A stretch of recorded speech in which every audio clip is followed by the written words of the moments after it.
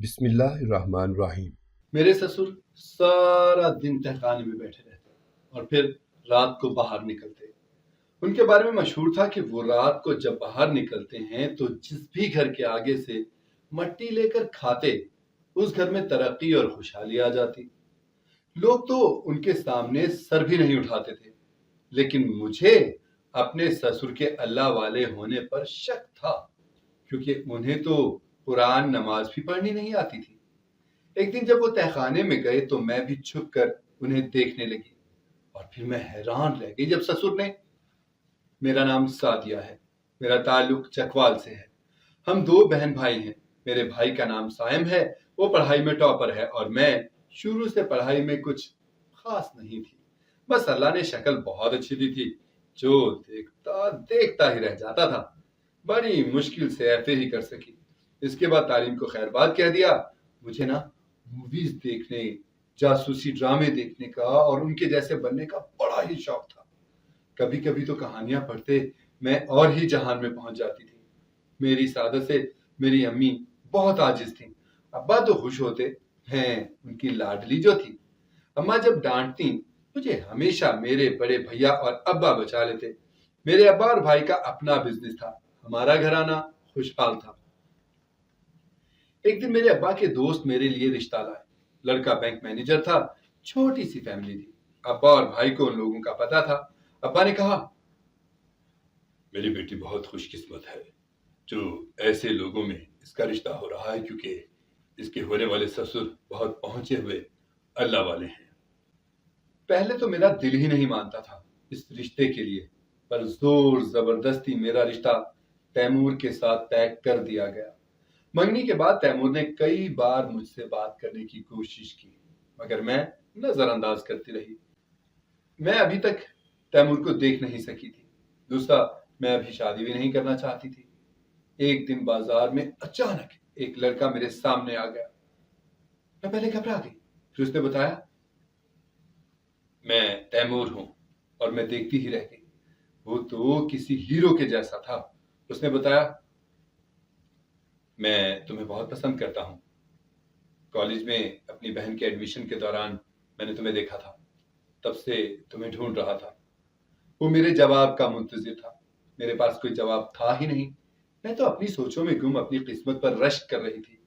اس نے مجھے گمسم دیکھا تو میرا کندھا ہلایا۔ میں تب نہ آگے دیکھا نہ پیچھے، اور وہاں سے بھاگتی ہوئی رکشے میں بیٹھی اور گھر پہنچ آئی۔ اگلے دن مجھے تیمور نے کال کی اور کل جو ہوا اس کے لیے معافی مانگی۔ میں نے اس کو بتایا، مجھے سمجھ نہیں آ رہا تھا، آپ پریشان نہ ہوں۔ اور یوں پھر ہماری ہر روز بات ہونے لگی۔ میں تیمور کے خواب دیکھنے لگی، خود کو ہواؤں میں اڑتا محسوس کرتی، اپنی قسمت پر رشک آتا۔ مڈل کلاس سے تعلق رکھنے والی لڑکی کا رشتہ اتنے اونچے گھرانے میں ہو، اور تیمور ہینڈسم بھی بہت تھا، یا شاید مجھے لگ رہا تھا۔ ایک دن سسرال سے خبر آئی کہ میری ساس مر گئی ہے، جس کا صدمہ تیمور کو اتنا ہوا کہ وہ اپنے حواس ہی کھو بیٹھا۔ میرا خود بھی رو رو کر برا حال تھا۔ میں دل ہی دل میں تیمور کو چاہنے لگی تھی، پر ابھی تک اس بات کا اظہار نہیں کیا تھا۔ کئی بار تیمور کو کال کرنے کی کوشش کی، پر ہر بار اس کا فون بند ہو جاتا، اور یہ مسلسل 4 ماہ تک رہا۔ مجھے ہر وقت تیمور کی یاد ستاتی، میں اسے دیکھنا چاہتی تھی۔ ابا نے بتایا تھا، بیٹا وہ ہاسپٹل میں ایڈمٹ ہے، پر مجھے وہاں جانے کی اجازت نہیں۔ پھر ایک دن میرے لیے خوشی کی نوید آئی۔ میرے سسر اور ان کی بیٹی ہمارے گھر آئے۔ میں پہلی بار ان لوگوں سے مل رہی تھی۔ میرے سسر بڑی سی تسبیح لیے نظریں جھکائے بیٹھے تھے۔ میری نند جس کا نام نائمہ تھا مجھ سے خوش دلی سے ملی۔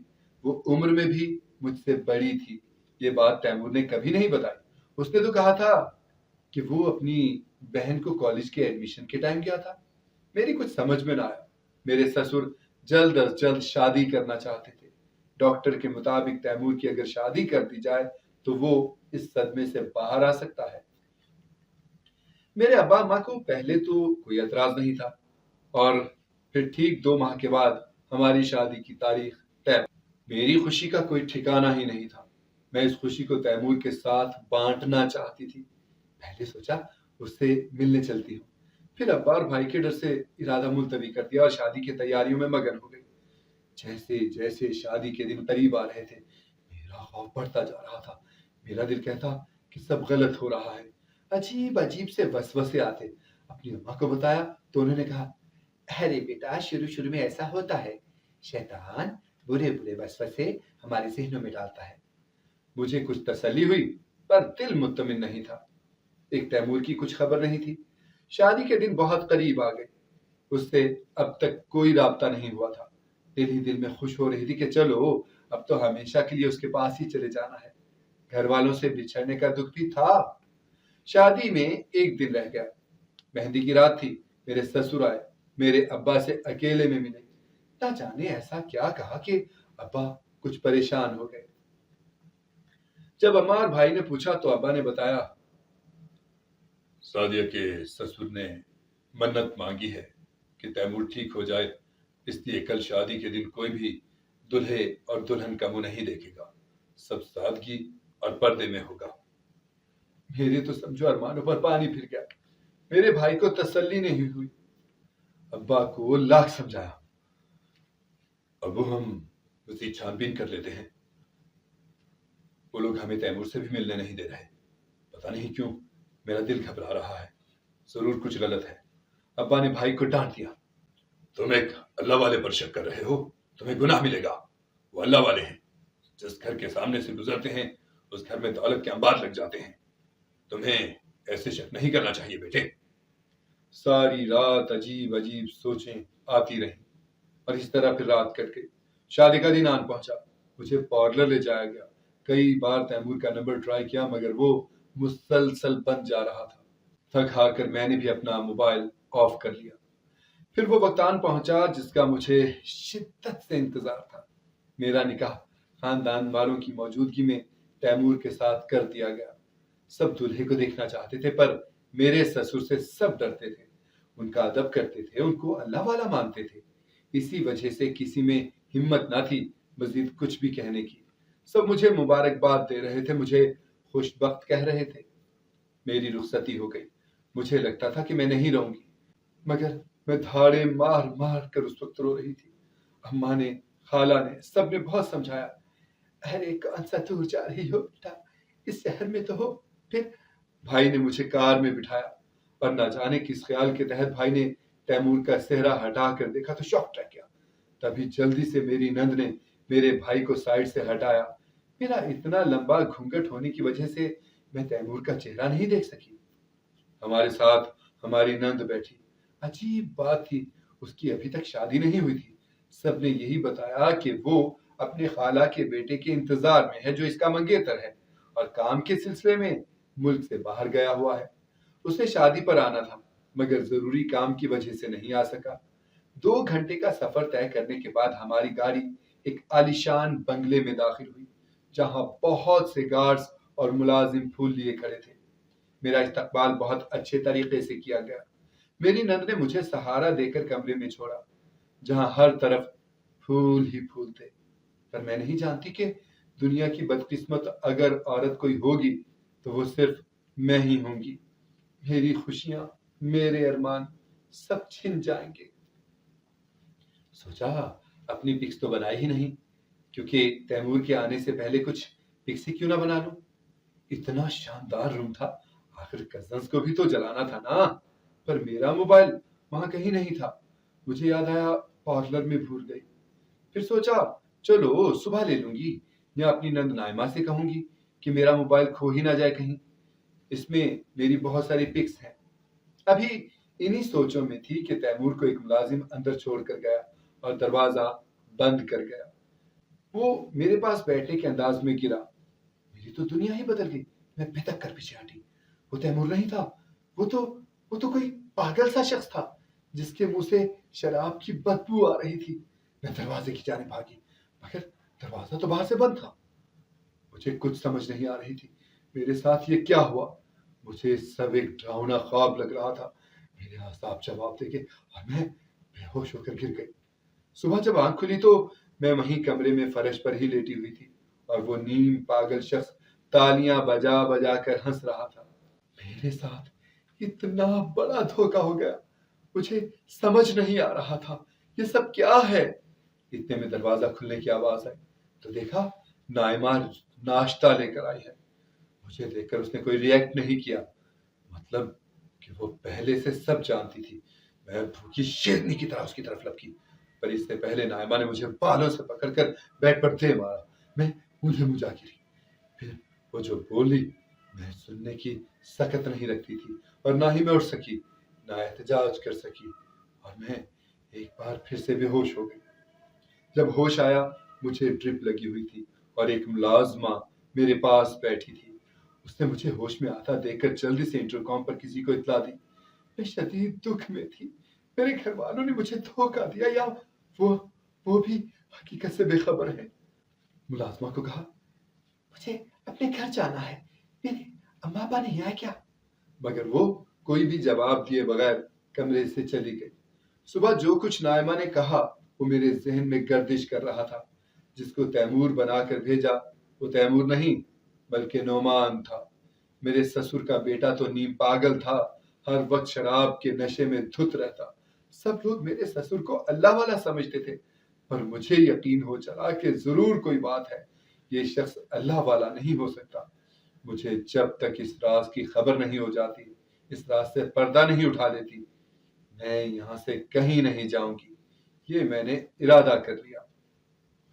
میرا دماغ پہلے ہی جاسوسی کہانیاں پڑھ پڑھ کر بہت تیز ہو گیا تھا، اوپر سے اب جو حقیقت میرے سامنے آئی تھی، مجھے کچھ کرنا تھا، اپنے گھر والوں تک پہنچنا تھا، پہنچانا بھی تھا ان تک سب کچھ، پر اس سے پہلے مجھے یہاں ان لوگوں کے مطابق خود کو ڈھلنا تھا، ان کا اعتماد جیتنا تھا۔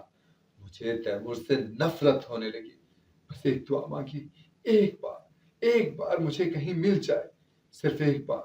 جو اس نے میرے ساتھ کیا اس کا جواب میں ضرور مانگوں گی۔ کیسے سب محبت کے دعوے سب چکنا چور ہو گئے۔ مجھے پھر رونا آیا اور میں روتے روتے نہ جانے کب سو گئی، کچھ خبر ہی نہ ہوئی۔ اگلے دن میرے سسر نے مجھے بلوا بھیجا۔ میں نے اچھے سے سر پر دوپٹہ لیا اور ان کی خدمت میں حاضر ہو گئی۔ انہوں نے مجھے بتایا تمہارے ابا تیمور کے بارے میں سب جانتے تھے، ہم نے کوئی دھوکہ نہیں دیا، اگر تم چاہو تو اس گھر سے جا سکتی ہو۔ پر میرے پاس تو الفاظ ہی نہیں رہے تھے۔ میرے گھر والے تیمور کے بارے میں سب جانتے تھے اور مجھے خبر نہیں ہوئی۔ پھر وہ جو مجھ سے ملتا تھا وہ کون تھا، کیوں تھا؟ ہر بات میری سمجھ سے باہر تھی، میرا دماغ معاف ہونے کو تھا۔ تب میرے سسر نے میرے سر پر ہاتھ رکھا اور مجھے صبر کی تلقین کی۔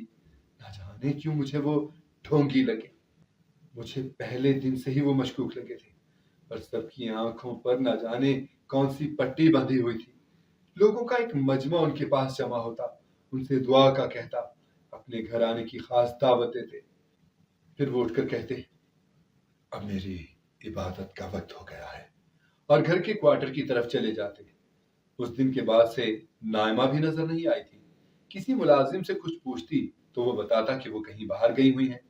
ایک دن بور ہوتے ہوتے میں گھر دیکھنے لگی، پر مجھے گھر سے باہر جانے سے منع کیا گیا۔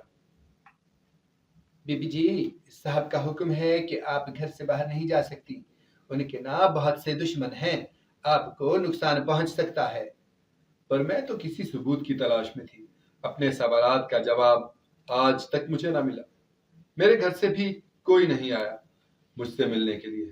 میرا دل بیٹھ گیا، میں کونے میں بیٹھ کر خوب روئی اور فیصلہ کر لیا کہ اب میں کہ نہیں جاؤں گی۔ جس شخص سے شادی کی وہ پاگل بچوں کی جیسی حرکتیں کرتا، میں جتنا ہوتا اس سے دور رہتی۔ شرابی ہر وقت شراب کے نشے میں رہتا، اور حیرت بھی ہوتی ایک پاگل کو کیا پتا شراب کا۔ ایک دن ملازم سے پوچھا تو اس نے بتایا بی بی جی، چھوٹے صاحب کو شراب بہت پسند ہے۔ افسوس ہوتا ایک اللہ والے شخص کا بیٹا پہلے پاگل اور پھر شرابی بھی۔ میرا تجسس بڑھنے لگا، مجھے یہ گھر اور اس کے افراد معمہ لگنے لگے تھے۔ شادی کو 2 ماہ گزر گئے، نہ موبائل مل سکا، نہ کسی سے بات کر سکی۔ ہر روز خواب میں اپنی ماں کو دیکھتی، میرا دل ان سے ملنے کو تڑپنے لگا، مگر پھر خیال آتا کہ اس دوزخ میں انہی لوگوں نے تو مجھے دھکیلا ہے۔ اور آخر ایک دن مجھے موقع مل گیا۔ آدھی رات کو جب دیکھا سب سو گئے، گھر کے گارڈ سے آنکھ بچاتی میں کوارٹر کی جانب چل دی تو میری حیرانگی کی حد نہ رہی۔ وہاں کوارٹر کے اندر نیچے کی طرف سیڑھیاں اترتی تھیں، وہ ایک تہخانہ تھا۔ اچانک وہ دروازہ کھلا اور میرے سسر باہر نکلے۔ میں جلدی سے کچن کے پچھلے دروازے سے بھاگتی ہوئی اپنے کمرے میں پہنچ گئی۔ اب مجھے ایک موبائل کی ضرورت تھی جس کے ذریعے ثبوت ریکارڈ کر سکتی اور وقت آنے پر میرے کام بھی آتے۔ مجھے پکا یقین ہو گیا تھا کہ دال ساری کی ساری کالی ہے، یہاں جو نظر آتا ہے وہ ہے نہیں۔ پر موبائل کون لا کر دے؟ یہاں تو پورے گھر میں کسی کے پاس موبائل نہیں ہے۔ پھر ایک دن پلان کے تحت میں سسر کی بیٹھک نما کمرے میں چلی گئی جہاں بہت سے مرد اور عورتیں بیٹھی ہوئی تھیں۔ میرے سسر نے پہلے حیرت سے مجھے دیکھا، پھر خاموشی سے آنکھیں بند کر لیں اور اسی دوران میری نظر پاس بیٹھی ایک عورت پر پڑی۔ یہ شکر ہے وہاں کسی گارڈ کو آنے کی اجازت نہیں تھی۔ میرے سسر اس وقت کوئی آیت پڑھ رہے تھے جو سراسر غلط تھی، اس کا مفہوم سب غلط، پر یہاں سب ادب سے بیٹھے سبحان اللہ ماشاء اللہ کہہ رہے تھے۔ اور تب مجھے پتا چلا کہ یہ لوگ پڑھے لکھے جاہل ہیں۔ اور پھر جب مجھے موقع مل گیا، وہ عورت جیسے ہی میرے سسر کی جانب بڑھی دعا کرانے کے لیے، میں نے اس کے پرس سے اس کا موبائل نکال لیا اور چھپا لیا۔ کچھ دیر بیٹھے رہنے کے بعد میں اٹھ کر کمرے میں آ گئی۔ شاید قسمت بھی میرا ساتھ دے رہی تھی۔ میں جلدی سے موبائل دیکھنے لگی تو وہ ان لاک تھا۔ مجھے خوشی سی محسوس ہوئی۔ فی الحال جلدی سے موبائل آف کیا اور اس کو الماری میں اپنے کپڑوں میں چھپا دیا۔ میں اب کسی موقع کی تلاش میں تھی۔ ایک دن گھر میں کافی چہل پہل تھی۔ اس گھر کے ملازم بھی کچھ مشکوک قسم کے ہی لوگ تھے۔ ایسے زبان پر تالے لگائے رکھتے چاہے سامنے والا مر ہی کیوں نہ جائے، وہ منہ نہیں کھولتے تھے۔ کچن کے سامنے گزرتے میرے کانوں میں بوا سکینہ کی آواز پڑی۔ وہ کسی دوسرے ملازم سے بات کر رہی تھی اور ساتھ ساتھ رو رہی تھی۔ جیسے مجھے دیکھا جلدی سے میری طرف آئی۔ بی بی جی کچھ چاہیے آپ کو؟ میں اس سے گھر کے باقی کمروں کے بارے میں پوچھنے لگی۔ گھر کے آدھے کمرے لاکڈ تھے تو اس نے پراسرار نظروں سے مجھے دیکھا اور بہت آہستہ سے بولی، بی جی آپ کو نا کہیں سے کچھ نہیں ملے گا، جو کچھ ہے آپ کے اپنے کمرے میں ہے۔ اس کی بات سن کر میرے قدموں کے نیچے سے زمین سرک گئی۔ اس کی بات سنتے ہی میں انہی قدموں سے واپس آ گئی۔ میرا دل گھبرا رہا تھا۔ آتے ہی کمرے کا دروازہ لاک کر لیا۔ بار بار پسینے آ رہے تھے اور پھر سکینہ بوا کی بات کانوں میں گونجی، جو کچھ ہے بی جی اسی کمرے میں ہے۔ پر کہاں؟ مجھے اس کمرے میں کچھ نظر نہ آیا۔ تھک ہار کر ایک کتاب پڑھنے کے ارادے سے جیسے ہی پکڑی تو میری تو حیرت کی انتہا نہ رہی۔ وہاں ایک دروازہ کھلا جو ایک بہت بڑا کمرہ تھا جس میں ایک عورت کی جگہ جگہ تصویریں تھیں۔ شاید وہ تیمور کی ماں کی تھی۔ میں جیسے ہی آگے بڑھی میرے قدم تھم گئے جیسے زمین نے جکڑ لیا ہوں۔ تیمور جس سے میری شادی ہوئی اس کی ایک فوٹو فریم میں تھی جس میں وہ بہت ہی خوبصورت لگ رہا تھا، کہیں سے بھی وہ پاگل شرابی نہیں لگ رہا تھا۔ میرا تجسس اور بھی بڑھ گیا۔ آخر ماجرا کیا ہے اور یہ تیمور جاتا کہاں ہے؟ اس کا علاج کیوں نہیں کرواتے سسر جی؟ کسی بھی کڑی کا کوئی سرا نہیں ملا اور آخر مجھے ایک ایسی چیز مل گئی، نظر آ گئی جو ناقابل یقین تھی۔ تیمور جس سے شادی ہوئی وہ ایک نیورو سرجن تھا۔ اتنے میں دروازے پر دستک ہوئی۔ میں نے جلدی سے اس کتاب کو پکڑ کر دروازہ بند کر دیا اور اپنی جگہ پر آ کر بیٹھ گئی۔ مجھے اب جتنی جلدی ہو سکتا تھا کچھ کرنا تھا، یہاں سے نکلنا تھا۔ اور پھر میں نے پکا ارادہ کر لیا، اب مجھے تہخانے کے اندر جا کر دیکھنا ہے۔ اس سے پہلے ایسا کچھ کرنا ہے اگر وہاں میری جان کو خطرہ ہوا تو کوئی مجھے تلاش کر سکے۔ اس کے لیے 6 ماہ بعد اپنے بھائی سے رابطہ کیا۔ وہ میری آواز سنتے ہی رو پڑا۔ جو کچھ انہوں نے بتایا میرے گرنے کے لیے کافی تھا۔ مجھے سب کچھ سمجھ میں آنے لگا تھا۔ ضرور مجھے استعمال کیا گیا ہے۔ جس دن میرا موبائل پارلر میں رہ گیا تھا، اگلے دن میرا موبائل میرے گھر پہنچا دیا گیا۔ جس کو بھائی نے آن کیا اس پر بے شمار میسیجز، وائس نوٹ تھے۔ وہ آواز اس تیمور عرف نعمان کی تھی جس کو میرے گھر والوں کے سامنے اپنا بیٹا بتایا گیا تھا۔